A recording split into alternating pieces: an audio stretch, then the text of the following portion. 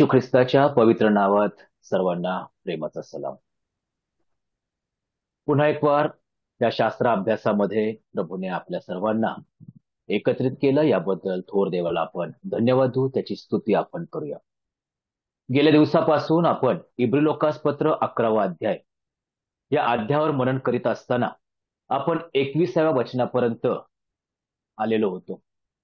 आणि ज्या प्रकारे आपण पाहतोय की विश्वास आणि ह्या विश्वासरूपी जिन्याकडे आपण पाहत असताना एक एक पायरी चढत चढत आज आपण देवाच्या सहाय्याने, पवित्र आत्म्याच्या सामर्थ्याने 13वी पायरी चढण्याचा प्रयत्न करणार आहोत. आणि म्हणून माझ्याबरोबर इब्री लोकासपत्र 11वा अध्याय आणि वचन 22 आपण काढावे अशी नम्र विनंती करतो.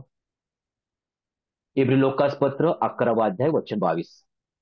योसेफाने मरते वेळेस इस्रायलाच्या संतानाच्या निघून जाण्याचा उल्लेख विश्वासाने केला आणि आपल्या आस्तीविषयी आज्ञा केली. आपण या 13व्या पायरीवर चढत असताना योसेफाच्या विश्वासाविषयी पाहणार आहोत. आणि या विश्वासाविषयी पाहत असताना काही गोष्टी आपण शिकण्याचा प्रयत्न करणार आहोत.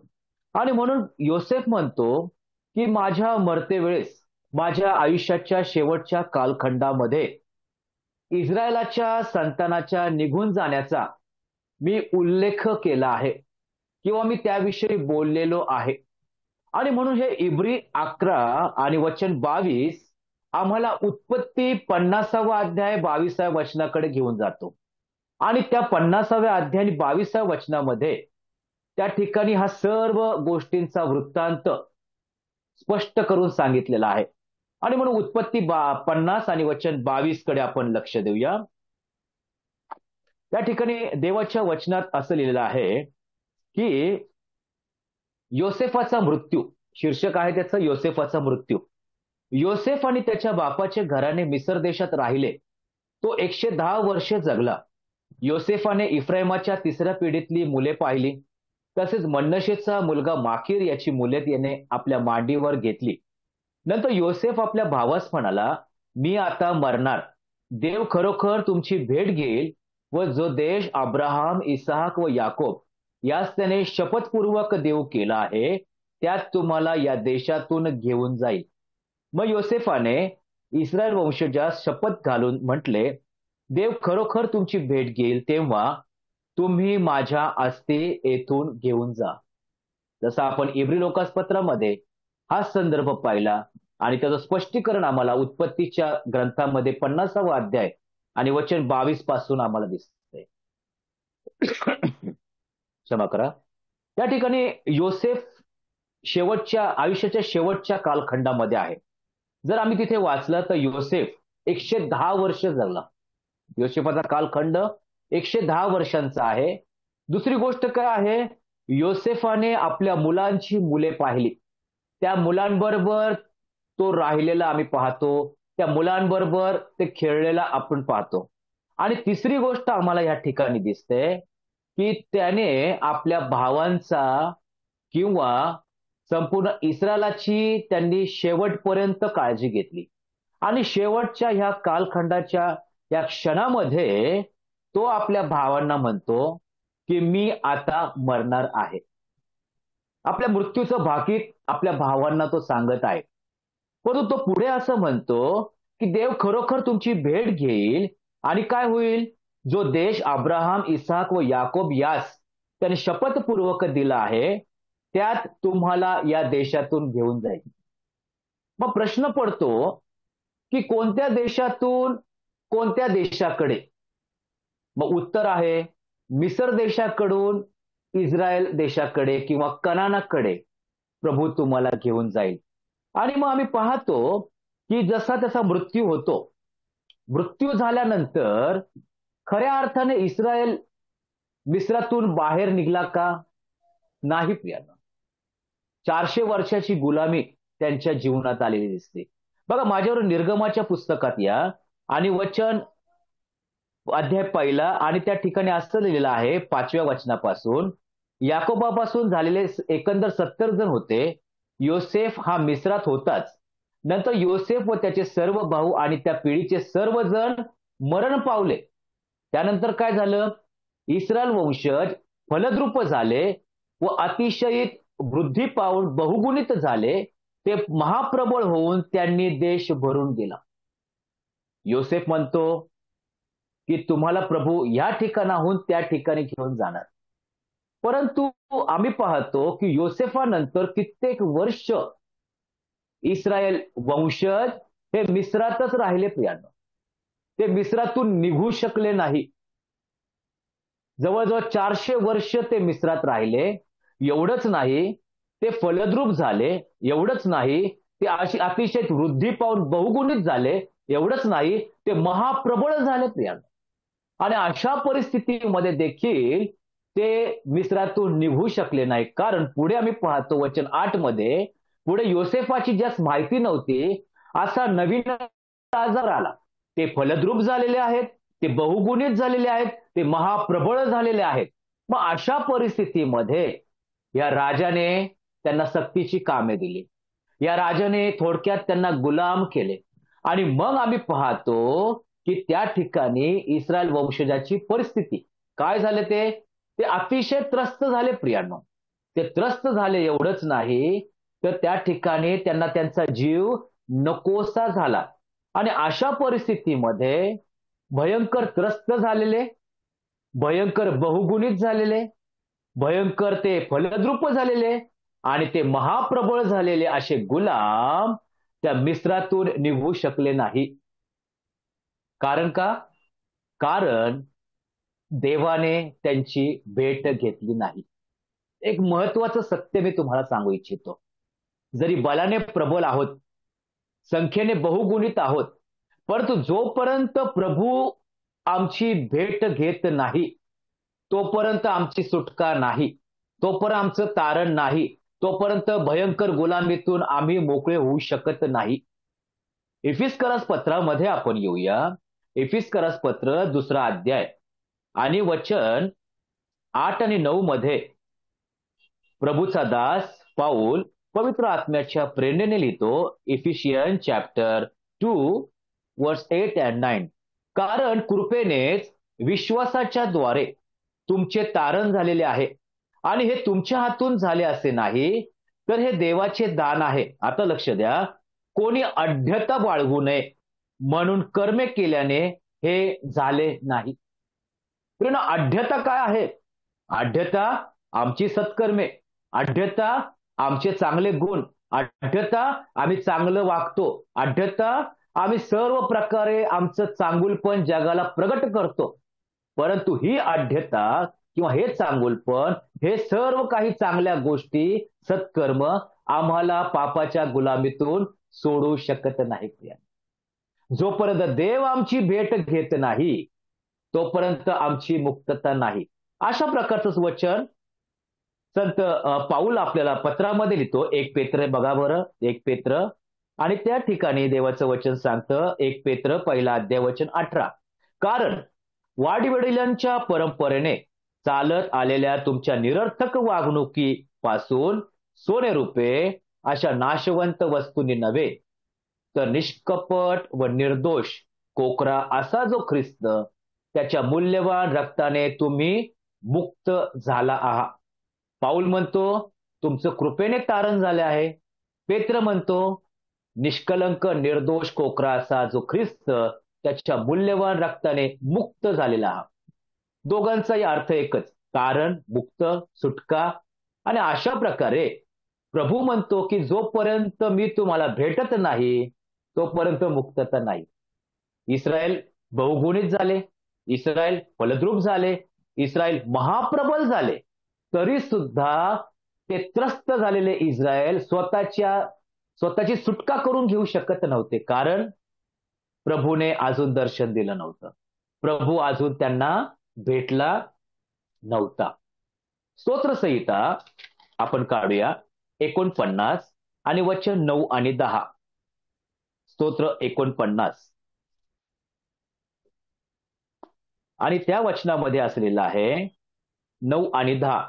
हे माझ्या सामर्थ्या, मी तुझी प्रतीक्षा करेन, कारण देवच माझा उंच गड आहे.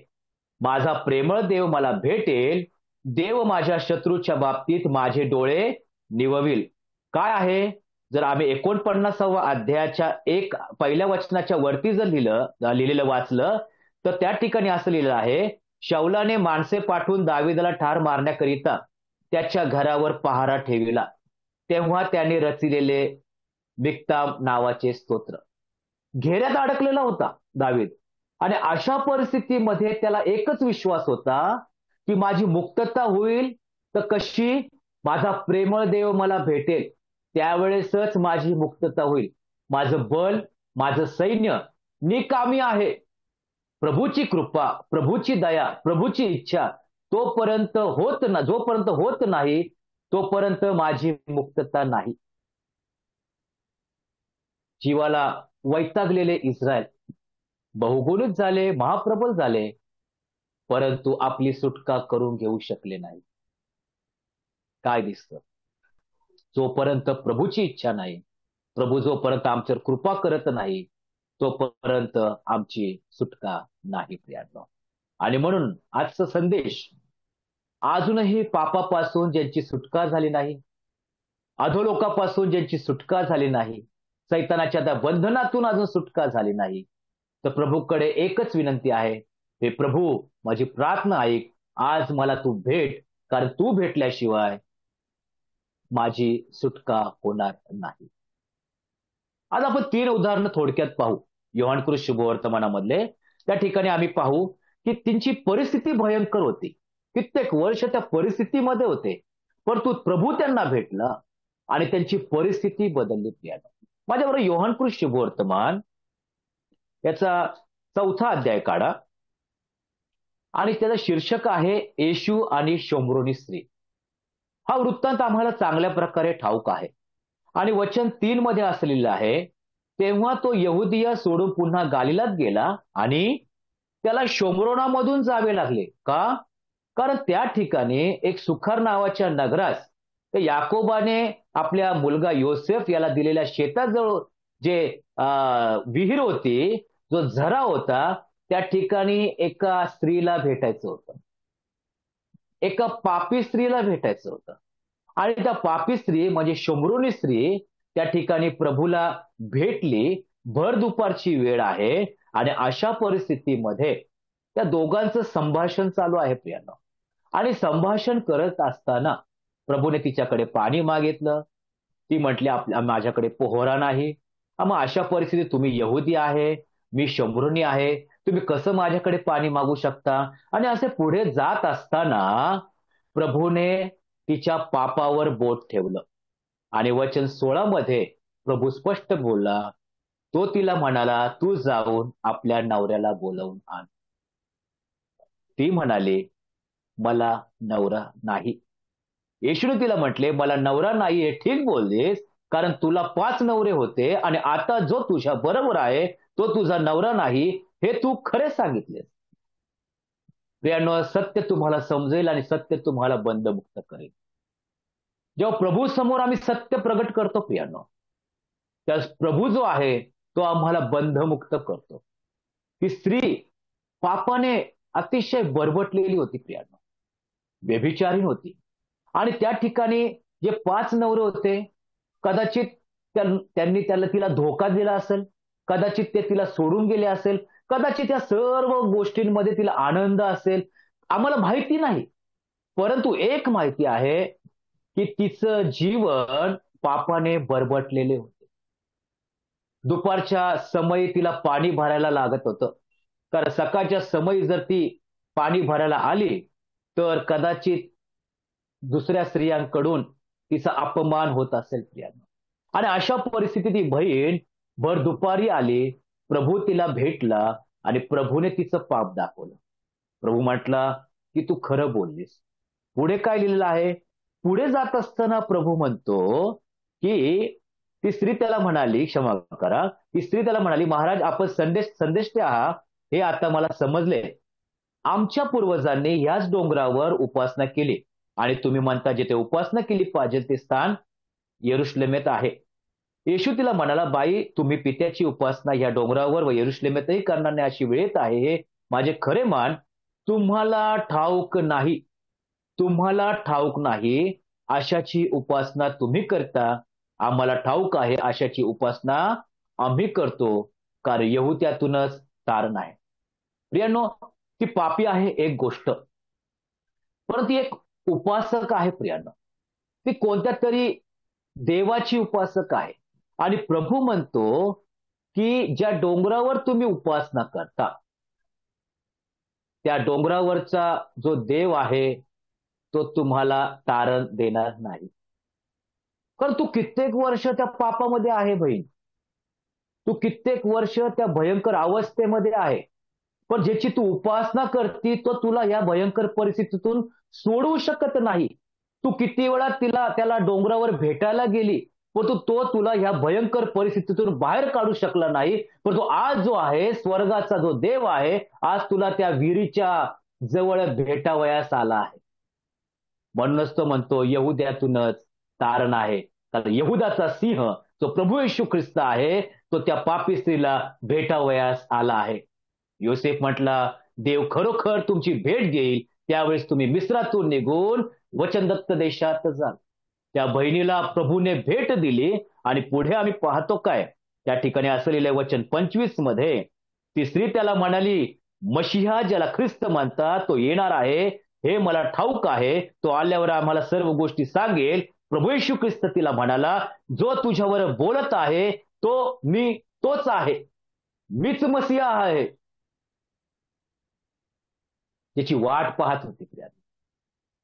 उपासना तर दुसऱ्याची करत होती, परंतु वाट मशिहाची पाहत होती. आज कित्येक लोक मार्ग भरकटलेले आहेत प्रियांनो. प्रभू येशू ख्रिस्ताची वाट तर पाहतात, परंतु मार्ग चुकीचा आहे प्रियांनो. प्रभूकडे एकच विनंती आहे, ज्याची वाट पाहतात त्याने जो मार्ग सांगितलेला आहे तो जरी अरुंद असला तरी तो सत्याचा आहे. आणि त्या सत्याच्या मार्गावर जेव्हा जातो त्यावेळेस तो आम्हाला भेटतो प्रियांनो. त्या डोंगरावर अनेक वेळा ती गेली त्या देवाला भेटायला, पण तिने तिचं पाप दूर केलं नाही. परंतु स्वर्ग म्हटलेला डोंगर त्यातून जो आला तो म्हणतो, मी मशिहा आहे, मी तुझं पाप दूर करतो. काय झालं? वचन 28, ही म्हणाली, ती स्त्री तर आपली घागर तेथेच टाकून नगरात गेली व लोकांना म्हणाली. काय दिसतं? कमरेला असलेली घागर ती टाकली प्रियांनो. कुठे टाकली? प्रभू येशू ख्रिस्त ज्या ठिकाणी होता त्याच्या समोर तिने ती घागर टाकून दिली. आणि ज्या नगरात ती गेली, ज्या लोकांना म्हणाली, कित्येक दिवस त्या नगरात गेली नसेल, त्या लोकांमध्ये ती गेली नसेल, तर ते लोक तिचा वेळोवेळी अपमान करत होते, चुकीच्या दृष्टिकोनातून ते बघत होते, तिच्या विषयी जे बोलायचं नाही ते बोलत होते. अशा लोकांकडे ती गेली प्रियांनो. पण त्याच्या अगोदर एक गोष्ट केली, तिने तिच्या कमरेवरची घागर टाकून दिली. आज प्रभू आम्हाला आव्हान करत आहे. अशा पापाने बरबटलेल्या घागरी कुणी डोक्यावर ठेवल्यात, कुणी खांद्यावर ठेवल्यात, कुणी कमरेवर ठेवल्यात. प्रभू म्हणतो या संदेशाच्या द्वारे आज मी तुमची भेट घेतली आहे, कारण यहुद्यातूनच तारण आहे. ख्रिस्त म्हटलेला सिंह तो जो डोंगरावर होता तो आमच्यामध्ये वस्ती केली. त्याने आम्हाला वधस्तंभावर तो स्वतःला खिळून आपल्या मौल्यवान शुद्ध पवित्र रक्ताने आमचं तारण त्याने केलेलं आहे. आम्हाला एकच करायचं, पापाने बरबटलेल्या गोष्टी त्याच्या समोर टाकून द्या, कारण पवित्र आणि शुद्ध करण्यास तो समर्थ आहे. ती नगरात गेली आणि लोकांना म्हणाली, काय?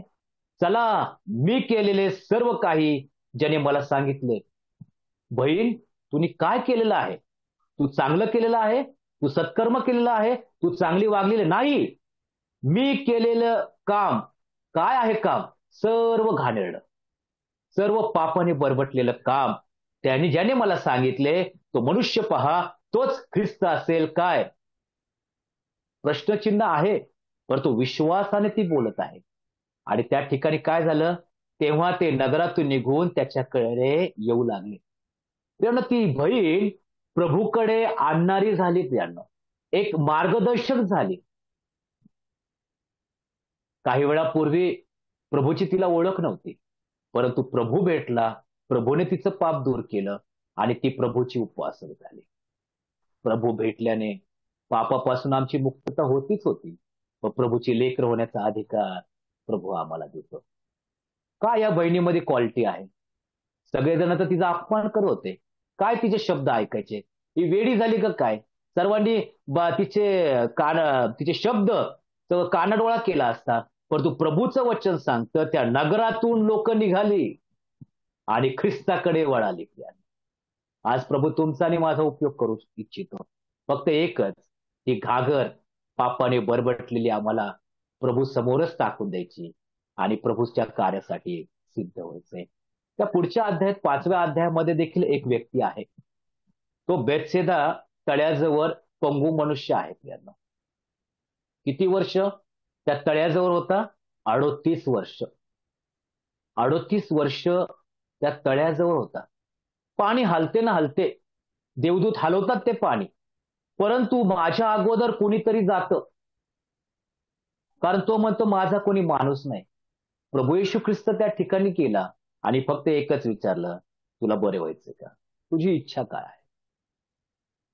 प्रभूने बेथसेदा तळ्याजवळ भेट घेतली. प्रभूने त्या याकोबाच्या विहिरीच्या इथं भेट घेतली, कारण जो जीवनाचं पाणी, त्या पाण्याच्या जवळ तो आला. 38 वर्षाचा पंगू मनुष्य, कित्येक वर्ष तिथंच.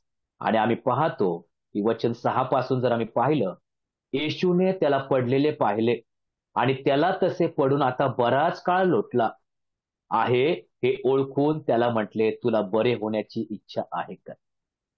आणि मग उत्तर त्याचं आहे की त्या दुखणेकराने त्याला उत्तर दिले, महाराज, पाणी उसळते तेव्हा मला तळ्यात सोडावयास माझा कोणी माणूस नाही. मी जातो ना जातो, तोच दुसरा कोणीतरी माझ्या आधी येतो. तेव्हा परिस्थिती अनेकांची अशीच आहे. असं वाटतं की कोणतरी मनुष्य मला ह्यातून सोडवल, परंतु मनुष्य हतबल आहे. मनुष्य दुर्बळ आहे. आम्ही कुणाकडे पाहणार? कोणच मनुष्य परिपूर्ण नाही. देवाचं वचन सांगतं की मनुष्याला शरण जाण्यापेक्षा देवाला शरण जाणे कधीही बरे आहे. हा मनुष्याची वाट पाहत होता, परंतु आपल्या प्रभूने त्याला पाहिलं की बराच वेळ झाला, त्याला ह्या ठिकाणी अशा परिस्थितीमध्ये आहे, आता ह्याची वेळ आली आहे. माझा प्रेमळ देव मला भेटेल, त्यावेळेस माझी खरोखर सुटका होईल. योसेफ आपल्या भावांना म्हटला, देव खरोखर तुमची भेट घेईल, त्यावेळेस मिस्रातून तुम्ही निघाल आणि इस्रायलात जाल. त्या देवाने शमरोनामध्ये त्या पापी भेट घेतली. त्या पापाच्या बरबटलेल्या जीवनातून पवित्र जीवनात येण्यास प्रभूने मदत केली. इथे देखील तीच परिस्थिती आहे की या ठिकाणी 38 वर्ष एकाच जागी, अतिशय दुःखी कष्टी, कोणच नातेवाईक त्याला भेटावयास नाही येत, त्याची काळजी घ्यावयास येत नाही. आणि अशा परिस्थितीमध्ये बरं होण्याचं साधन तर समोर दिसतं, परंतु त्या टाकण्यासाठी कोणी नाही. अशी परिस्थिती पाहून प्रभू 38 वर्षानंतर त्याच्या समोर उभा राहिला. प्रभूने त्याची भेट घेतली. आज खरोखर आपली एकच इच्छा आहे, एकच प्रार्थना असावी, प्रभूने आमची भेट घ्यावी.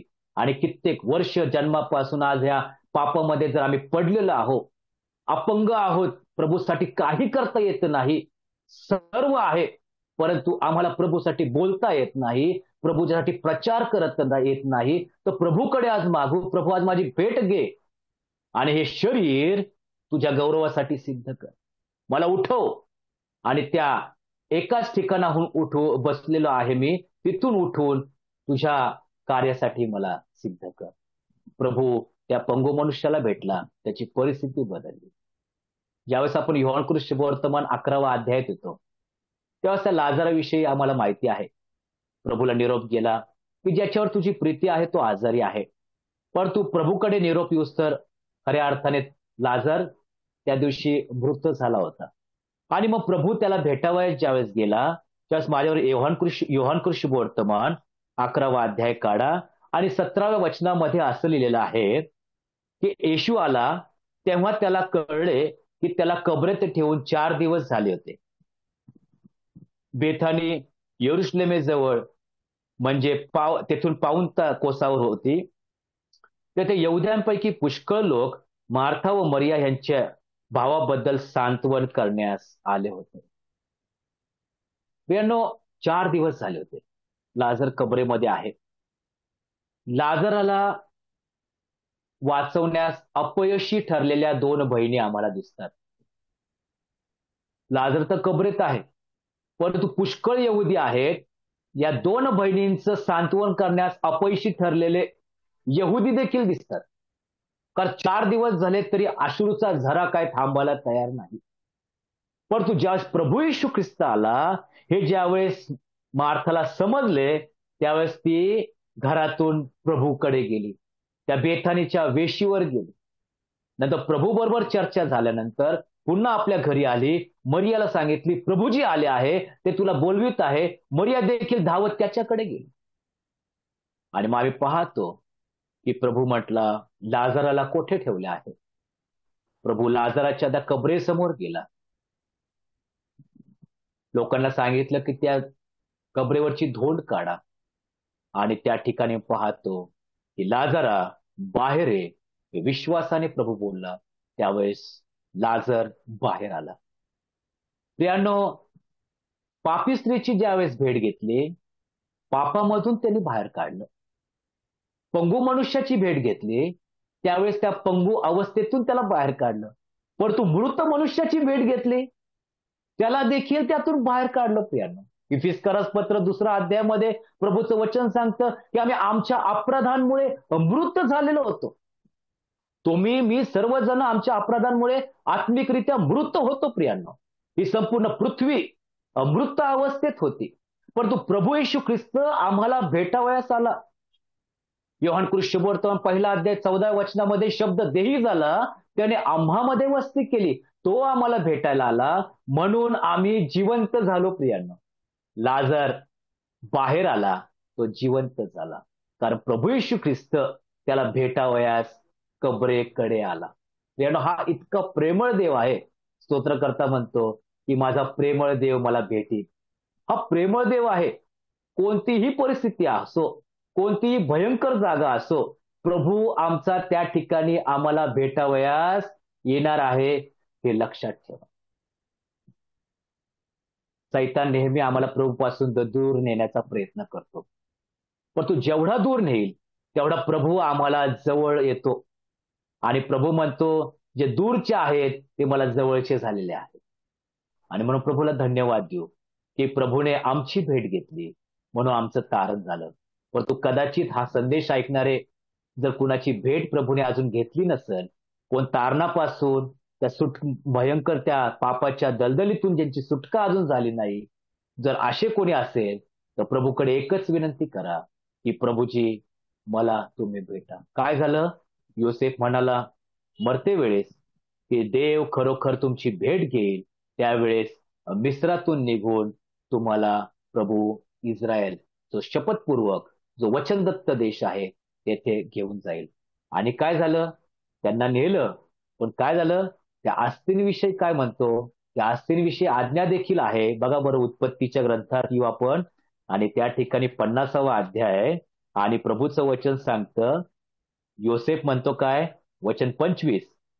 मग योसेफाने इस्रायल वंशजास शपथ घालून म्हटले, देव खरोखर तुमची भेट घेईल, तेव्हा तुम्ही माझ्या अस्थी येथून घेऊन जा. योसेफाची इच्छा नाहीये मिस्रात माझ्या अस्थी असाव्यात. योसेफाची इच्छा आहे की मिस्रातून निघून माझ्या अस्थी त्या मकपेला गुहेमध्ये असाव्यात. अब्राहम, सारा त्यांच्याबरोबर माझ्या अस्थी असाव्यात. आणि मग आम्ही पाहतो की जेव्हा सुटका झाली, त्यावेळेस मोशेने त्या अस्थी घेतल्या आणि पुढे जाऊन त्या अस्थी मकपेला गुह्यामध्ये गेला. काय दिसतं तिथे? आमच्या पापामधून आमची सुटका झाली, परंतु जर आम्ही त्या पेटीत गेलो, जर आम्ही त्या कबरेत गेलो, तर एक दिवस पुन्हा तो मेघारूढ ख्रिस्त येणार आहे आणि आमची ह्या जगातून कायमची सुटका करणार आहे. आणि ज्या ठिकाणी तो आहे त्या ठिकाणी आम्ही असणार आहोत. माझा प्रेमळ देव मला भेटला आहे.